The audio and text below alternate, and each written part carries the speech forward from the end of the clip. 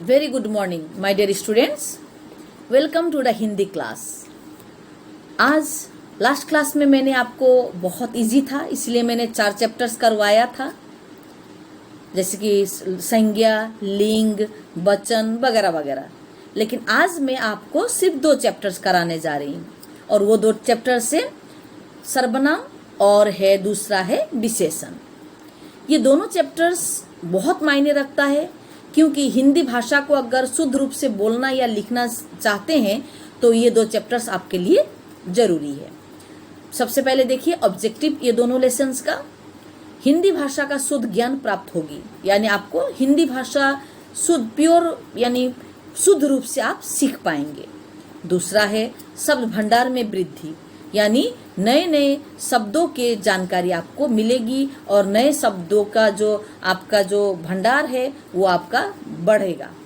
तीसरा है नए शब्द का निर्माण की जानकारी, आप शब्द बनाकर ही नहीं रखेंगे आप, बल्कि आपका नए नए शब्द का निर्माण यानी आप खुद भी बना पाएंगे। लास्ट है लेखन शैली में विकास, जितने भी वर्ड्स आप सीखेंगे उससे क्या फायदा होगा कि आप लिखने का यानी राइटिंग स्किल्स का डेवलप होगा। आप जितना नए शब्द जानेंगे, नए शब्द सीखेंगे, उतना ही आपका लेखन शैली का भी विकास होगा। बच्चों ये दोनों लेसन्स का मेन कॉन्सेप्ट क्या है, क्या सीखने जा रहे हैं आप लोग, क्या है इसके अंदर? नंबर 1 सर्वनाम तथा उसके भेद, दूसरा है यानी pronoun and kinds of pronoun, दूसरा है विशेषण तथा उसके भेद, adjective and kinds of adjective. बच्चों सबसे पहले हम करने जा रहे हैं सर्वनाम। सर्वनाम को इंग्लिश में कहा जाता है बच्चों प्रोनाउन। तो सबसे पहले डेफिनेशन ऑफ प्रोनाउन देखिए, मैं यहाँ पर करा रही हूँ। लास्ट जो बॉक्स बनाया गया है रेक्टेंगल साइज का, उसके अंदर का हिस्सा देखिए। संज्ञा के स्थान पर प्रयुक्त होने वाले शब्दों को सर्वनाम कहते हैं। बच्चों एक पैराग्राफ राइटिंग आया, फॉर एग्जाम्पल मोहन का पैराग्राफ राइटिंग आया, तो मोहन के बारे में पैराग्राफ राइटिंग लिखने के लिए आया, तो आपने शुरू किया मोहन एक अच्छा लड़का है। सेकेंड लाइन में फिर मोहन, आपको अच्छा नहीं लगेगा कि बार बार हर सेंटेंस में मोहन मोहन मोहन बोलते जाए, इसीलिए हर सेंटेंस के मुताबिक आप उसका चेंज करेंगे। जैसे मोहन अच्छा लड़का है, वो कक्षा 8वीं में पढ़ता है, उसने परीक्षा में अव्वल, उसने कई दोस्तों के साथ मित्रता की, दोस्ती की। इस प्रकार के हर सेंटेंस में मोहन के प्लेस पर वो, उसका, उनका, इस प्रकार के शब्दों का इस्तेमाल होगा और इसीलिए कहा गया है कि संज्ञा के बदले में व्यवहार होने वाले शब्दों को सर्वनाम कहा जाता है। बच्चों अब देखिए दूसरा पार्ट देखिए बच्चों, सर्वनाम के भेद। सर्वनाम के 6 भेद होते हैं। नंबर 1 पुरुषवाचक सर्वनाम, 2 निश्चयवाचक सर्वनाम, 3 अनिश्चयवाचक सर्वनाम, 4 संबंधवाचक सर्वनाम, 5 प्रश्नवाचक सर्वनाम, 6 निजवाचक सर्वनाम। अब पुरुषवाचक सर्वनाम का डेफिनेशन हम लोग देखते हैं। पुरुषवाचक सर्वनाम क्या है? ऐसे सर्वनाम, आप बच्चों इंग्लिश में आपने पढ़ा है ना, first person, second person, third person, वही है पुरुषवाचक सर्वनाम। जैसे ऐसे सर्वनाम शब्द जो बोलने वाले फर्स्ट पर्सन, सुनने वाले सेकंड पर्सन और जिसके विषय में कहा जाए थर्ड पर्सन, उनके लिए प्रयोग में लाए जाते हैं, उन्हें पुरुषवाचक सर्वनाम कहते हैं। एग्जाम्पल मैं, हम, तुम, आप, वे, यानी मैं बोल रही हूँ तो ये मैं फर्स्ट पर्सन हूँ, आप सुन रहे हैं इसीलिए आप सेकंड पर्सन है, और किसी थर्ड पर्सन के लिए अगर हम उनके बातें करेंगे तो वो थर्ड पर्सन होगा। पुरुषवाचक सर्वनाम के 3 भेद है। नंबर 1 उत्तम पुरुष फर्स्ट पर्सन, मध्यम पुरुष सेकंड पर्सन, अन्य पुरुष थर्ड पर्सन। उत्तम पुरुष क्या है बच्चों? जिन सर्वनाम शब्दों का यानी जिन प्रोनाउन के शब्दों का प्रयोग बोलने वाला या लिखने वाला अपने लिए करता है, उन्हें उत्तम पुरुषवाचक सर्वनाम कहते हैं। जैसे इंग्लिश में बोलते हैं ना, आई, मी, माई, यानी अपने लिए इन शब्दों का इस्तेमाल हो रहा है ना बच्चों, उसी प्रकार हिंदी में भी वही है। मैं, मैंने, मुझे, हम, ये सारे शब्द फर्स्ट पर्सन के लिए इस्तेमाल किया जाता है। उसके बाद है बच्चों मध्यम पुरुषवाचक सर्वनाम। जी मध्यम का मतलब है सेकंड, यानी सुनने वाला, यानी आप मेरे बात सुन रहे हैं ना। जिन सर्वनाम शब्दों का प्रयोग सुनने वाले के लिए किया जाता है उन्हें मध्यम पुरुषवाचक सर्वनाम कहा जाता है। जैसे तू, तुम, तुम्हें, तुझे, आप लोग, आपको, यानी सेकंड पर्सन। ये सारे सेकंड पर्सन के लिए इस्तेमाल हो रहा है। उसके बाद तीसरा देखिए बच्चों अन्य पुरुषवाचक सर्वनाम, यानी थर्ड पर्सन। जिन सर्वनाम शब्दों का प्रयोग वक्ता या श्रोता, वक्ता का मतलब है बोलने वाला, श्रोता का मतलब है सुनने वाला, श्रोता किसी अन्य व्यक्ति के लिए करता है उन्हें अन्य पुरुषवाचक सर्वनाम कहते हैं। यानी किसी थर्ड पर्सन के लिए बोलना और सुनना ये होता है थर्ड पर्सन, यानी अन्य पुरुषवाचक सर्वनाम। जैसे वो, उसे, उन्हें, उनको, उन्होंने, वे लोग आदि। सिंपल पुरुषवाचक सर्वनाम पर्सन के लिए होता है, फर्स्ट पर्सन, सेकंड पर्सन और थर्ड पर्सन। नेक्स्ट है बच्चों निश्चयवाचक सर्वनाम। जिन सर्वनाम शब्दों से दूर अथवा समीप के व्यक्तियों, दूर का मतलब फार अवे और समीप के मतलब है पास, व्यक्तियों, प्राणियों, वस्तुओं और घटनाओं का निश्चित बोध होता है उन्हें निश्चयवाचक सर्वनाम कहते हैं। यानी जिसमें निश्चयता है। फॉर एग्जाम्पल देखिए ये मेरा चश्मा है, ये निश्चयता है, यानी मैं इस चश्मा को पहन रही हूँ तो ये चश्मा किसका है? मेरा है। तो जहाँ पर निश्चयता है कि ये उसी का है उसे कहते हैं निश्चयवाचक सर्वनाम। बच्चों एग्जाम्पल देख लीजिए थोड़ा सा। जैसे कि अनीता मेरी बहन है, वो दुबई में रहती है। यानी एग्जाम्पल क्या है? अनीता मेरी बहन है, वो दुबई में। आगे देखिए बच्चों थोड़ा सा यहाँ पर ये देखिए, एक मिनट बच्चों। निश्चयवाचक निश्चयता है। उसके बाद देखिए बच्चों, एक मिनट बच्चों, तीसरा है निश्चयवाचक सर्वनाम। मैंने एग्जांपल दे दिया ना बच्चों।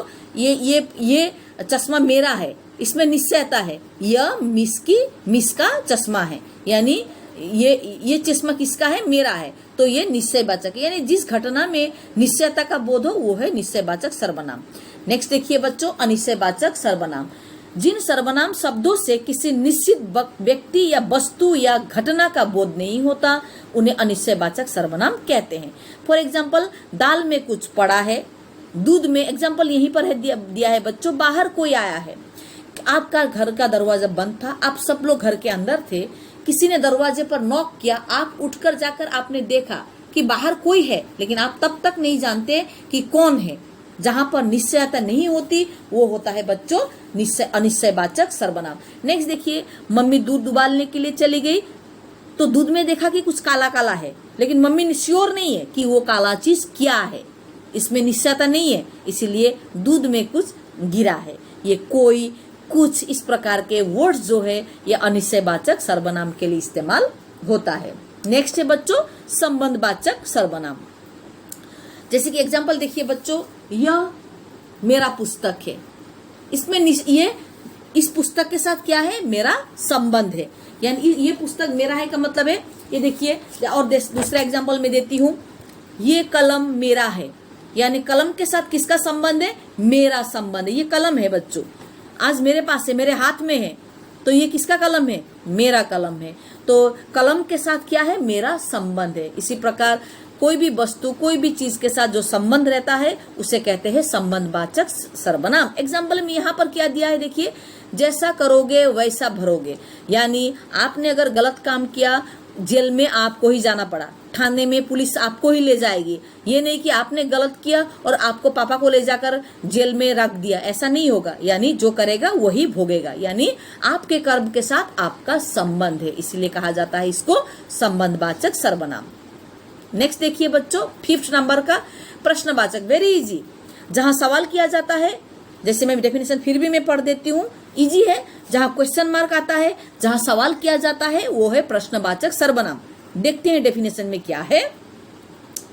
जिन सर्वनाम शब्दों से किसी प्राणी, व्यक्ति, वस्तु और कार्य आदि के विषय में प्रश्न का पता चलता है उन्हें प्रश्नवाचक सर्वनाम कहते हैं। जैसे प्लेट किसने तोड़ी है? किसने, ये वर्ड ध्यान दीजिए, किसने, लाल वर्ड। पुरस्कार किसे मिला था, किसे, लाल वर्ड, भाषण कौन देगा, कौन यानी किसने, किससे, कौन, ये सारे सवाल पूछे गए हैं। इसीलिए साथ ही साथ अंत में क्वेश्चन मार्क है, इसीलिए ये प्रश्नवाचक सर्वनाम कहलाता है। नेक्स्ट है वेरी इजी, निजवाचक सर्वनाम। जिन सर्वनाम शब्दों का इस्तेमाल अपने लिए, खुद के लिए इस्तेमाल होता है उसे कहते हैं निजवाचक सर्वनाम। डेफिनेशन में पढ़ देती हूँ एक बार। जिन सर्वनाम शब्दों का प्रयोग वाक्य के कर्ता के साथ अपनापन बतलाने के लिए किया जाता है उन्हें निजवाचक सर्वनाम कहते हैं। वो खुद सामान ले जाएगा, यहाँ पर काम कौन कर रहा है, वो क्या कर रहा है, सामान उठाने का काम कर रहा है, तो वो खुद किसके लिए इस्तेमाल हो रहा है, सामान उठाने वाले पर।